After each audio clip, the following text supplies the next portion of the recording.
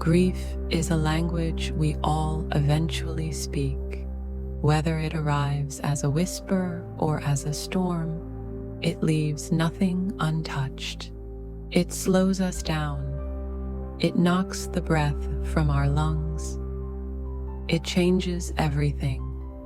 For people of faith, especially Christians, grief doesn't just break the heart. It shakes the soul. The God we once praised with certainty now feels silent. The prayers we once offered freely now feel foreign. And sometimes what hurts the most is not just the loss of a loved one, but the loss of the spiritual clarity we once knew. Maybe you're still sitting in church, but feel disconnected. Maybe you've stopped praying because you no longer know how. Maybe you cry in the shower, scream in your car, or lie awake at night asking, "Where are you, God?" If that's you, I want you to know this. You are not alone. Grief is sacred ground. It's raw. It's real. And it's holy in ways we don't always recognize. It's a space where our deepest questions come alive, and if we allow it, where our faith can grow deeper roots. This is not about quick fixes or tidy answers. It's about walking the long road of sorrow together. So let's begin with this first chapter, when faith is shaken. Grief arrives like an uninvited guest. It doesn't knock. It doesn't ask permission. One day you're living your life, and the next you're navigating a fog that doesn't seem to lift. And for many Christians, this fog seeps into the very core of our spiritual life, raising haunting questions. Where was God? Why didn't He intervene?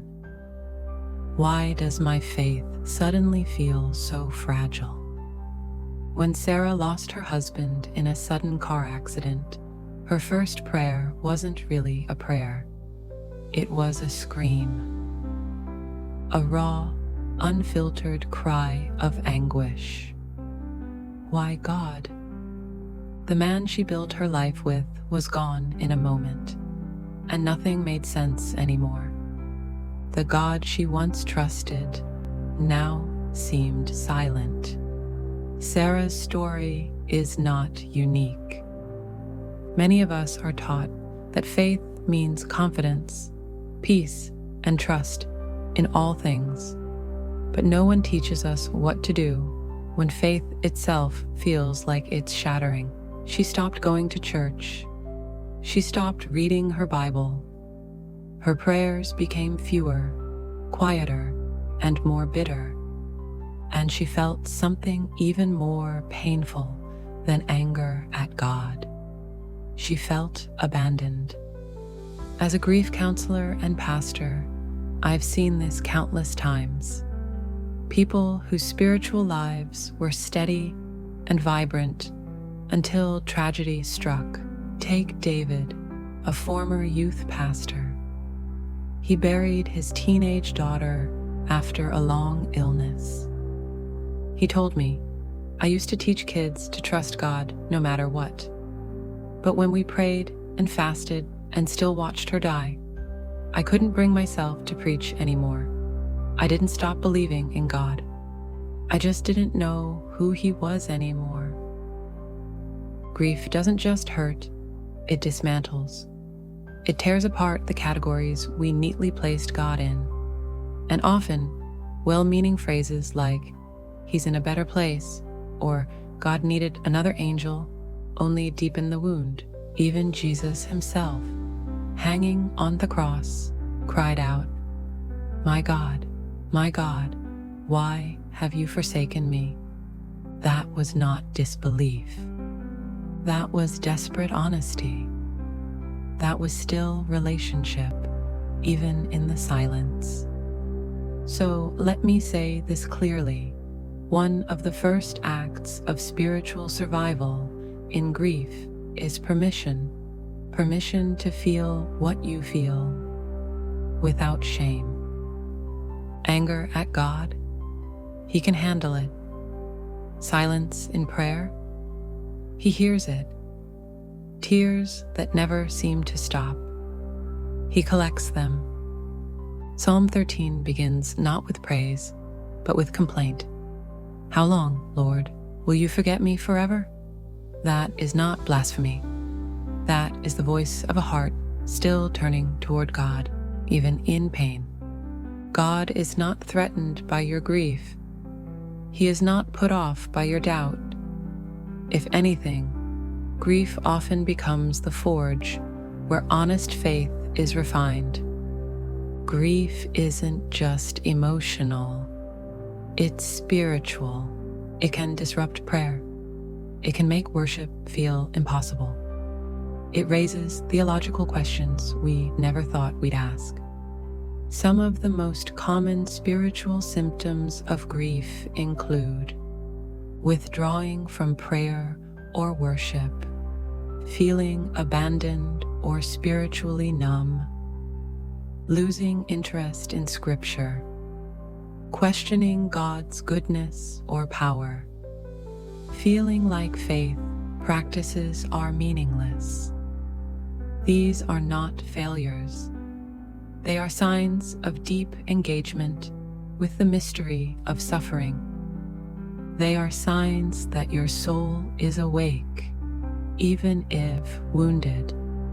The Bible is full of people who wrestled with God in grief. Job cursed the day he was born. Naomi renamed herself Mara, which means bitter. Elijah asked God to take his life, and the Psalms echo with cries of despair. And yet, all of these stories are preserved in Scripture. Why? Because faith is not defined by the absence of struggle, but by the willingness to stay in the struggle. Eventually, Sarah found her way to a grief support group at her church. She didn't go to reclaim her faith. She went because she was tired of pretending she was okay. There, she met others who didn't have answers either, only stories. And in their stories, she found companionship. Her faith didn't come back in a blaze of glory. It returned as a flicker, a quiet conversation here, a prayer whispered there, a faint sense that she was not alone. Years later, Sarah says her faith is quieter now, but deeper. I don't know everything about God anymore, she says, but I know He didn't leave me. He sat with me in the ashes. So let me ask you, what emotions has grief stirred in your spiritual life? Have you experienced a distance from God? How would you describe it? What beliefs have you questioned since your loss? Here are a few simple, practical steps you can take if your faith feels shaken. Journal your prayers, especially the angry, unanswered ones. Share your doubts with someone safe, a pastor, friend, or counselor. Read Psalms of Lament like 13, 22, 42, and 88. Let their honesty guide yours. Create a sacred space where you can sit with your grief, a chair, a trail, or even a room. Grief does not destroy faith, it strips it down. And in that rawness, something true can begin. Not certainty, but presence. Not answers, but relationship. When faith is shaken, it isn't lost. It's being remade. This is the holy work of grief. So wherever you are right now, whether you're angry, numb, or searching, I want you to hear this. God has not abandoned you. He sits with you, even in the ashes. You don't have to have it all figured out. You just have to show up. And that is enough. If this video encouraged, you don't forget to like, subscribe, and share it with someone who needs to know that God isn't finished with them yet.